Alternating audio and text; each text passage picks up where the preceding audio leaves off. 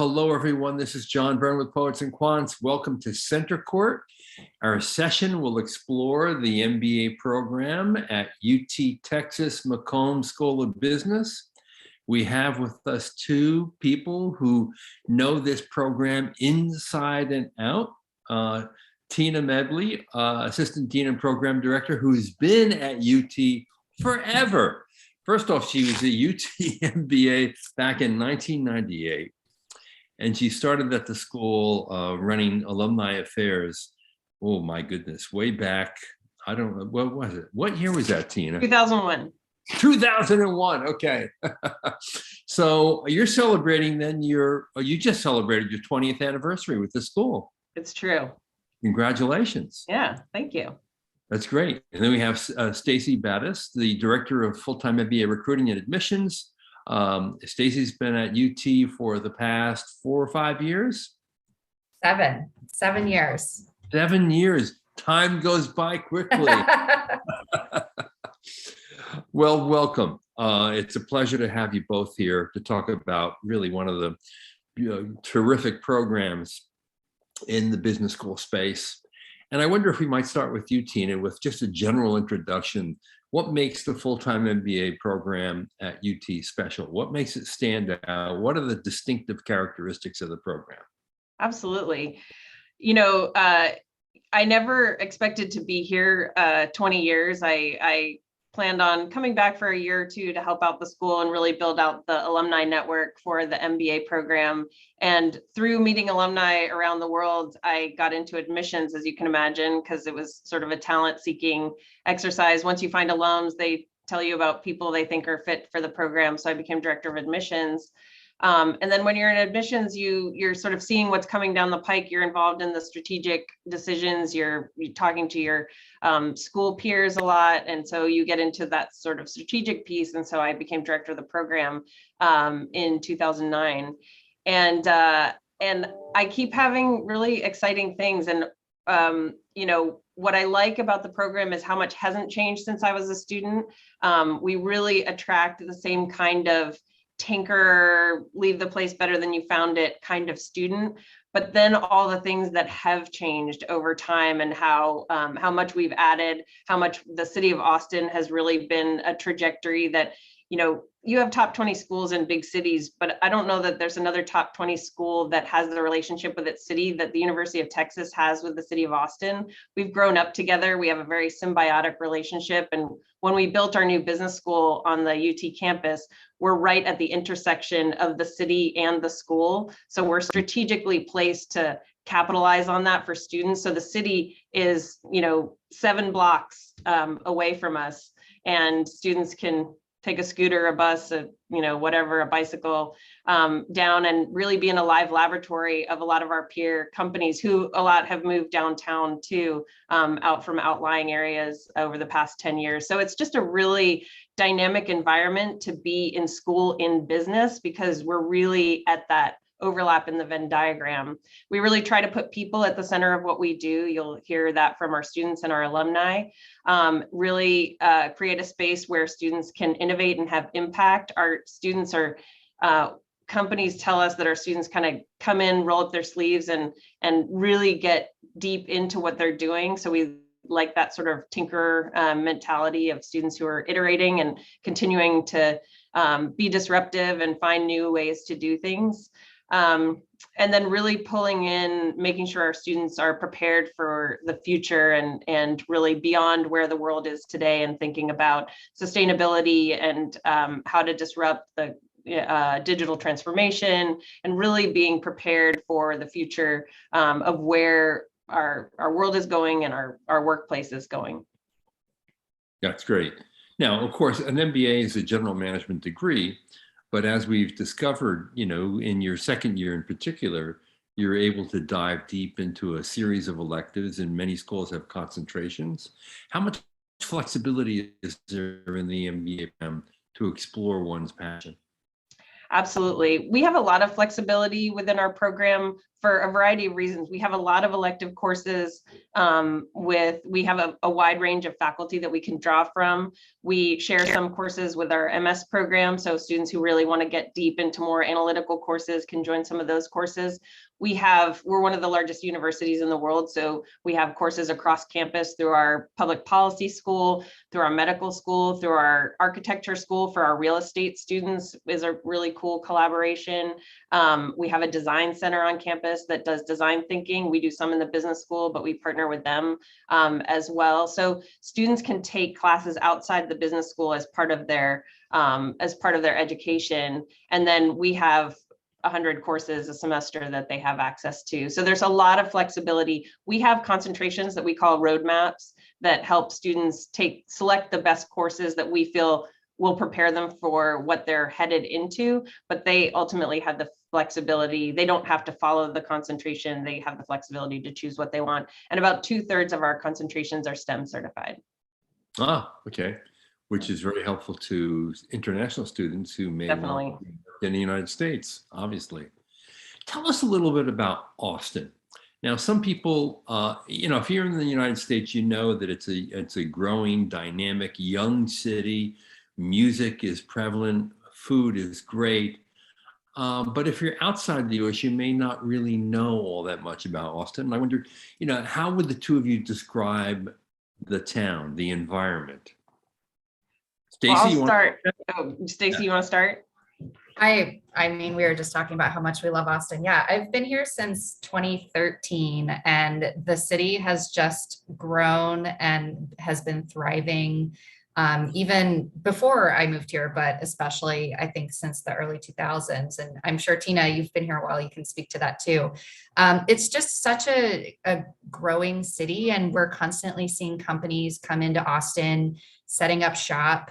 We have many examples. If you look at the downtown skyline and how the downtown skyline has changed in the past 15, 10, 5, 1 year.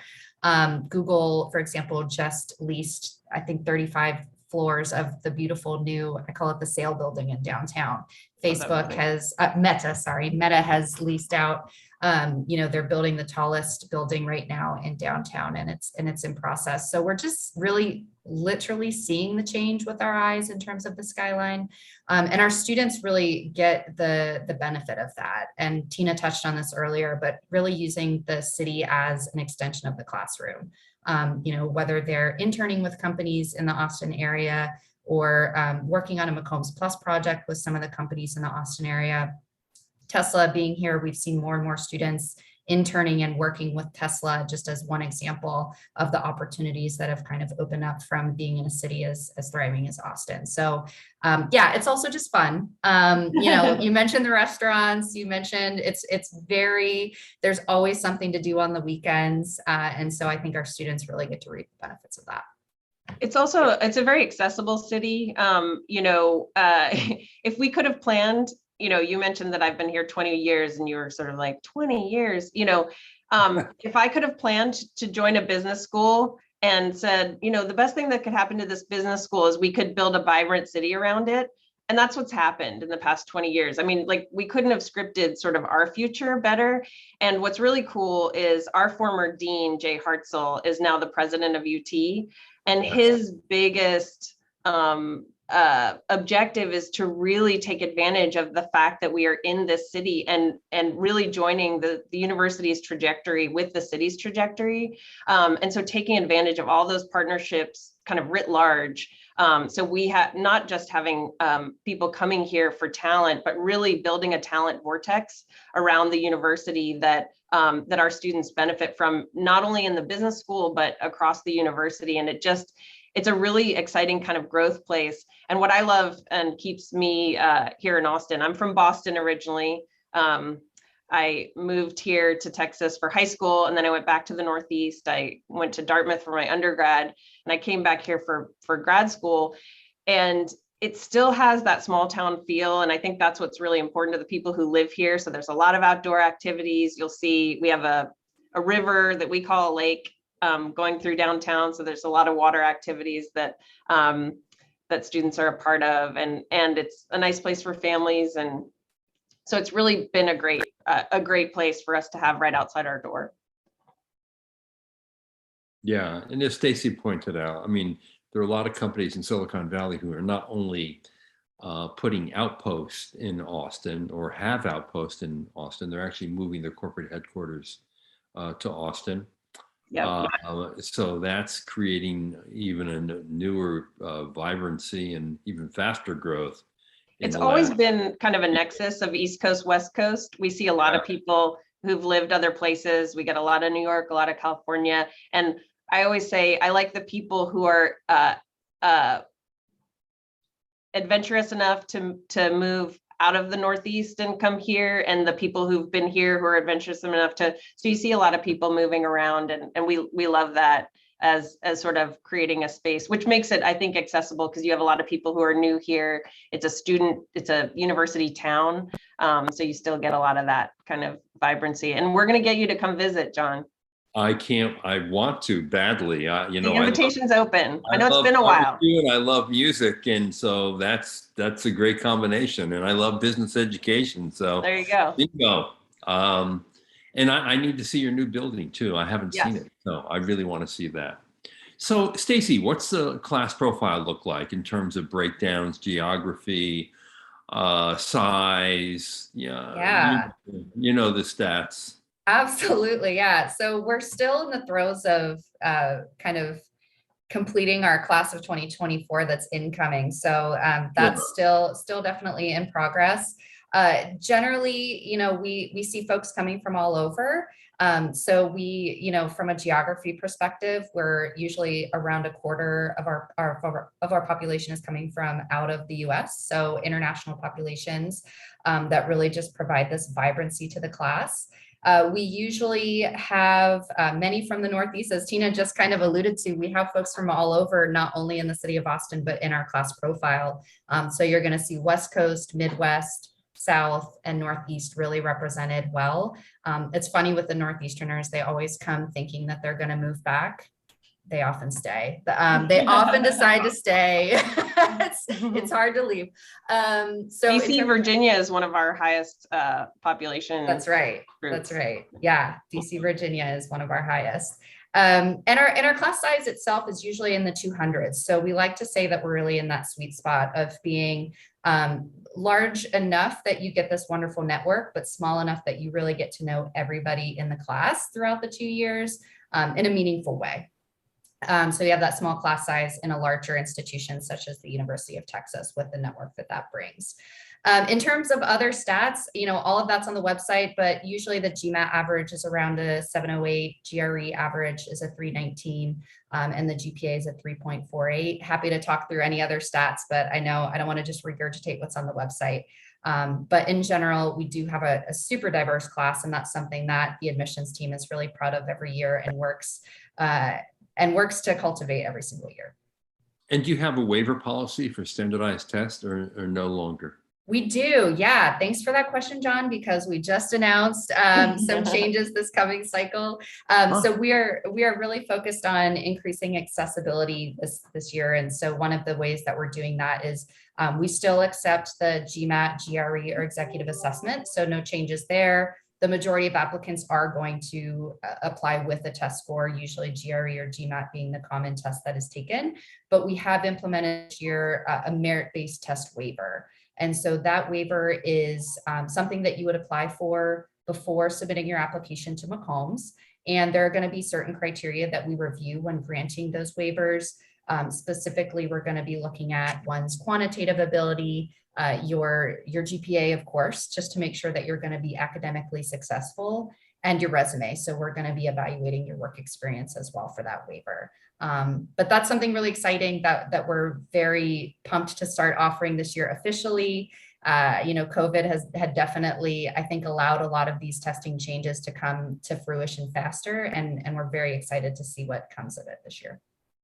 Now, previously, did you have waivers, and is this sort of a new waiver policy? It is, yeah. So in prior years, the past couple of years, we've had a COVID test waiver, but that was really specifically for students that could not take the exam due to COVID. So folks that were in countries that for example, didn't have testing centers open and they didn't have the internet available to take the exam. So this is very much switched in terms of why and how we're waiving the exam.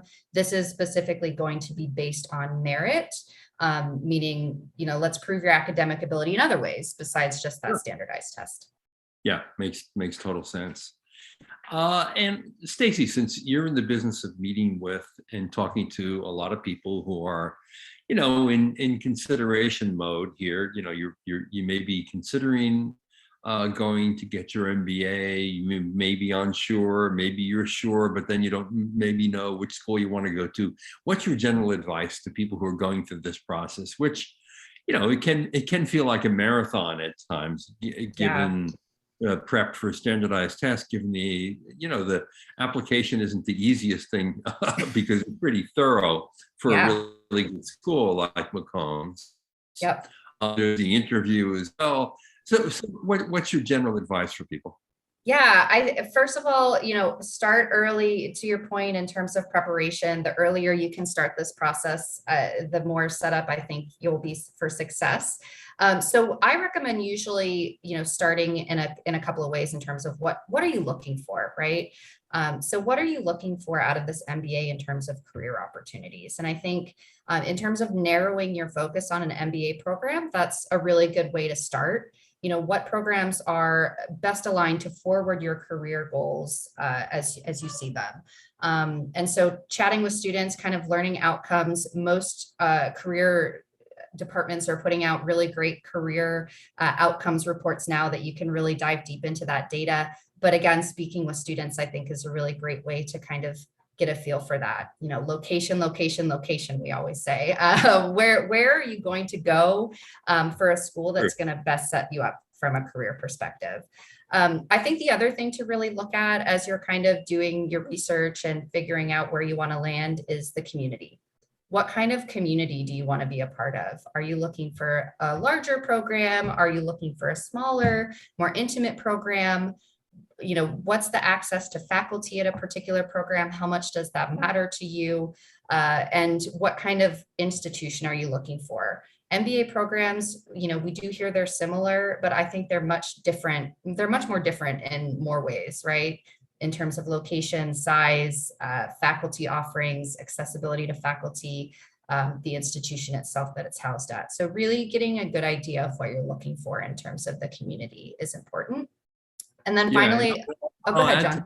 Something that Tina mentioned, which I think is important, your ability to take classes and meet people outside the business school. That's not true at many business schools, which have long been kind of, on the periphery of the university and standalone institutions within a great university. So the fact that students can actually enroll and during their elective offerings take courses outside the business school and meet students from outside the business school. And I assume that some of those students come into the business school for some electives as well. So there's that interchange of very different people, which many people could find very attractive. I'll give you a key example. We have a brand new medical school at UT, which is really exciting for us, to get this deep foray into healthcare and a new approach to healthcare with the Dell Medical School. And the Dell Medical program was built so that the MDs, their third year is an innovation, leadership, and development year. And they have multiple programs that they can choose from during that third year. It's a class of 50. We get about 15 to 16 of those students to do a dual MBA, MD in their 4 years, and they're with us for that third year, which is a great influx for our healthcare students. They're in the classroom, they're wicked smart, they don't always know a lot about business, so it's a really great sort of influx of different experience into the classroom. The professors love it. We're exploring a dual degree with our pharmacy school right now. So we have really reached out and built partnerships across campus to we understand that the big problems that face the world are going to be solved by multidisciplined approach. And so we want to bring a lot of that different experience into the classroom. Right. And Stacy, to make that point, I slightly interrupted you, so I apologize. That's okay. That was a great point. But I think you had other things to mention. Honestly, I feel like the last thing I was going to mention actually ties in really well with that, because network, I think, is something that applicants should consider when researching, and that ties in perfectly because, you know, we do see a lot of our graduates, for example, taking Texas Venture Labs with students from other disciplines, and in some cases, maybe starting a business with those students from other disciplines. And so really, what kind of network are you looking for? Something to remember is the MBA is long-term. You know, it's, yes, you're going to get a great short-term job, but how is that MBA going to benefit you 5, 10, 15 years down the road in your career? And a lot of that comes down to the network that you gain when you're in a program. So, yeah, so true. Now, Tina, you've seen many classes graduate in the 20 plus years you've been at UT. I wonder if I were to ask your students, your graduates, what were the 3 hallmarks of the program, 3 things that they will long remember about their experience at UT? What would they tell me? Well, we ask that question when they graduate often, and you know, you'll hear the people, which is a classic kind of MBA answer. So I don't want to be repetitive, but I think that we have a unique kind of student that comes here. We have a long-term reputation with that kind of student. So I think they would say the people that they're exposed to, not only the students, but the faculty, because we have a relatively intimate MBA program at 200, and we have a world-class business school with a top BBA program. We have over 150, almost 200 faculty that we can draw from for our MBA program. But we have an intimate experience where the faculty really get to know our students. Our average elective size is 30, 33 students. So they really get to know faculty for long-term relationships. So I would say the people that they meet, we have a very strong staff that's here. So we have a very strong community. I think the other is the ability to have impact, to have a leadership position within the school and do something while they're here that leaves, you know, we talk a lot about leaving it better than you found it. And that's something that we look for in the application process. Are you someone who's been involved in the community organization company that you're a part of now? In what way? You know, how have you worked to have impact? We're all going to have to sort of own the places that we're a part of and be a part of moving things along. And so I think they would say the ability to have impact while they're here. And the third thing I think would be the network. You know, Stacy touched on it, but not just the people while you're here, but, you know, we have 100,000 McCombs alumni that are all over the world, and we have 500,000 Longhorns. You know, you go do this around the world, except for a few countries, apologies. You'd be surprised who you meet. I gave a guy from New York a Longhorn shirt, and he told me that it was the most interactive piece of clothing he'd ever owned because people would talk to him, they'd throw him hand signs, they'd, you know, talk sports, and so it's really a lifelong Longhorn network that you're a part of that has more reach than you might imagine. Yeah, those are 3 great ones. Now, if I ask this question in a slightly different way, which is, why did your alumni choose the program in the first place before actually experiencing it? Stacy, what would you say they would tell me? Why did they choose McCombs when they were choosing MBA programs? Yes.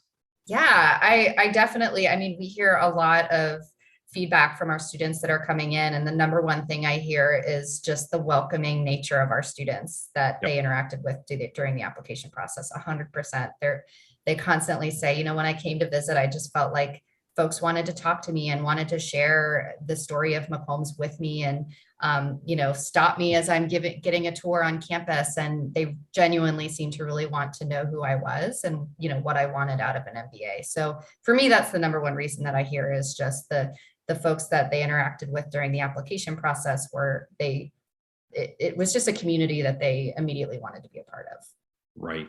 Do you have like an ambassador program where applicants can reach out directly to the students, or We how do they do that? sure do, yes. And I'm happy to share a link in the chat for everyone.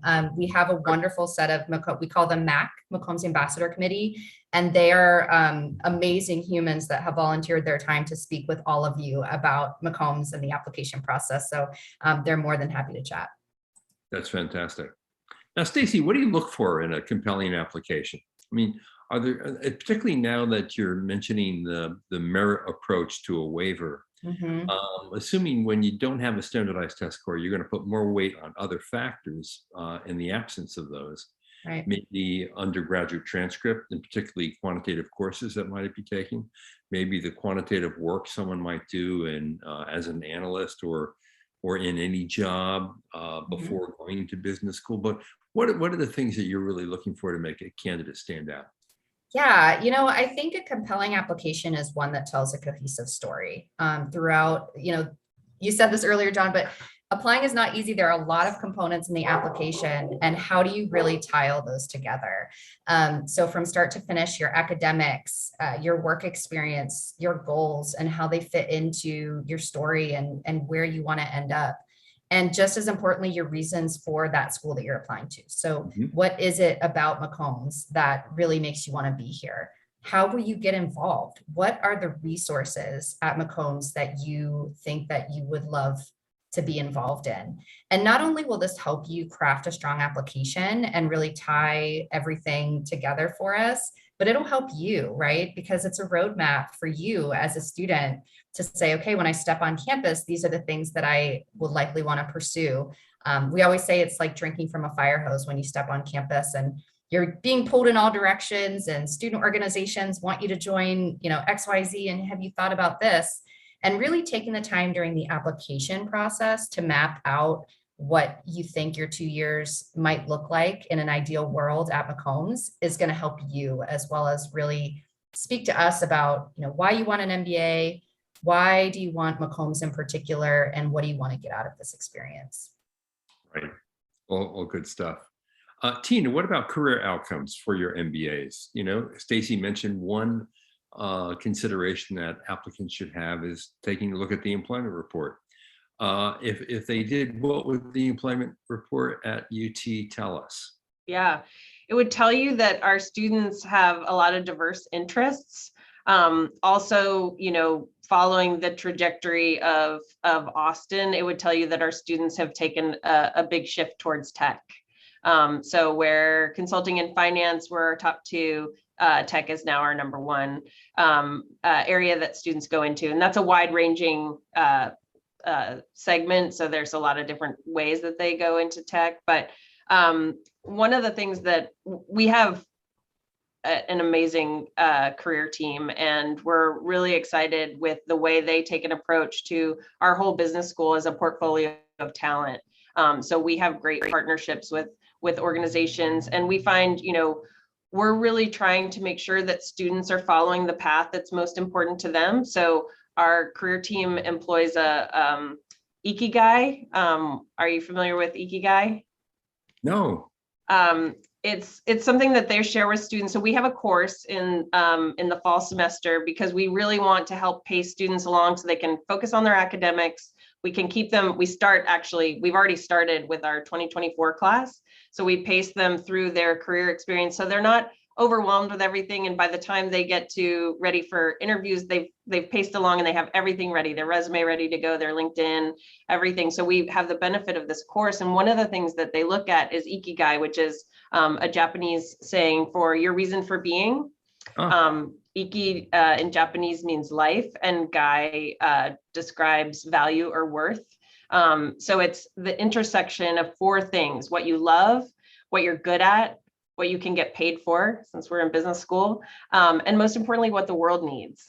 And so I love that approach that our career team takes, because this is a unique generation coming into business school right now, and they're going to have a long-term career. They're going to make a lot of pivots. And so our goal is to get students working on getting their first job out of business school, but really building a career trajectory where they're ready to do this anytime over their career, and really give them the tools to think and reflect about the kind of leader that they want to be, the kind of place they want to have impact. And we have great career outcomes. This is a wonderful year for students coming out of the pandemic. We're really grateful for a hot job market. A lot of our alums are changing jobs right now. So we have a very good set of companies that work with us. As you well know, gone are the days that 2/3 of your class gets hired by 10 companies. Right. You know, we go very quickly to companies that hire 1s and 2s, and students are really interested in sort of those mid-range companies. We have great corporate partners that hire groups of our MBAs, and then we have a lot of really students. It looks a little bit more like a just-in-time market, not from a time standpoint, but from the way students are preparing themselves, which ultimately makes them really strong candidates. Yeah, and I imagine there are a lot of one-on-one searches for more and more students seem to want a specific kind of role in a specific type of company, and usually that requires more of a search of one kind or another, right? So we have a swath of industry career consultants who work with us part-time. So there's a really nice stack of career folks supporting our students. So we have our career education and coaches who really work with students on their path. And then we have, as they get more specialized, there's just a great group, a lot of students interested in things like product management who really want to get a more depth experience and what that's going to look like for them, because it looks so different at every different company. So we do bring a lot of alums and corporate partners back. This is a silly sort of part of the business school, but we have a parking garage in our building, which for a campus is pretty amazing. So our building is really accessible for people to come back, and then add to that the virtual opportunity that we have. It's so easy to bring experts back in touch with students in a variety of ways.